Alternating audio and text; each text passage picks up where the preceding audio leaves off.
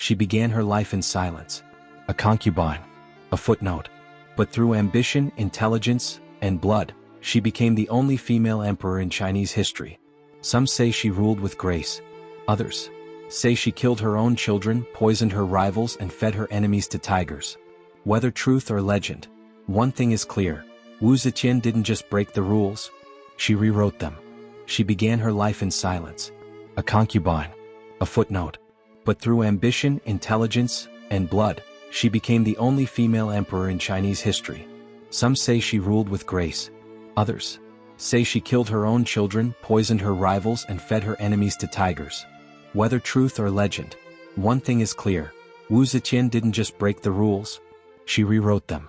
When the emperor died, tradition said his concubines must go to a convent, live in silence, forgotten. But Wu Zhao had other plans. She seduced the next emperor, his own son, Emperor Gaozong. And with charm and cunning, she returned to court. She wasn't welcome. The empress despised her. So did the nobles.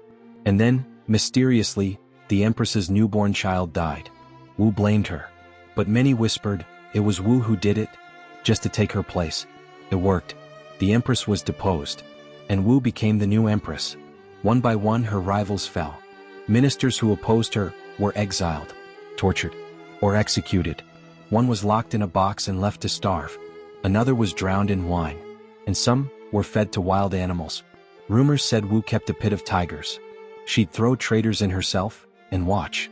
Truth or not, no one dared to speak against her again.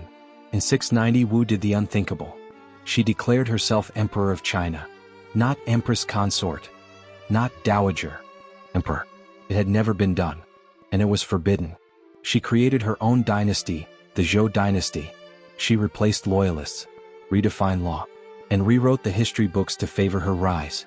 Portraits of previous rulers were altered. Poets were censored. Truth bent to her will. Wu ruled for 15 years as emperor.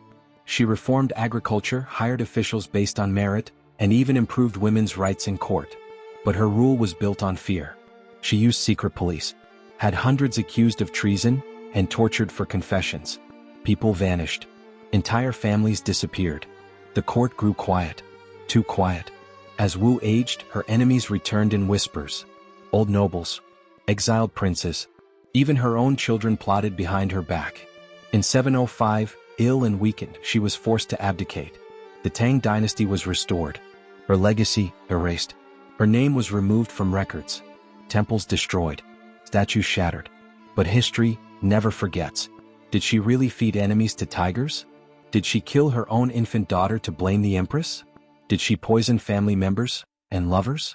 We may never know. Some say these were lies, spread by men who hated a woman in power. Others say she was far worse than we know. But one thing is true: Wu Zetian ruled with more power than any woman in China before or since. She rose from the shadows of the court to the highest throne in the empire. She defied tradition, shattered expectations, and built a dynasty of fear. Empress, tyrant, genius, murderer. Wu Zetian was all of them. And the tigers, they were always hungry.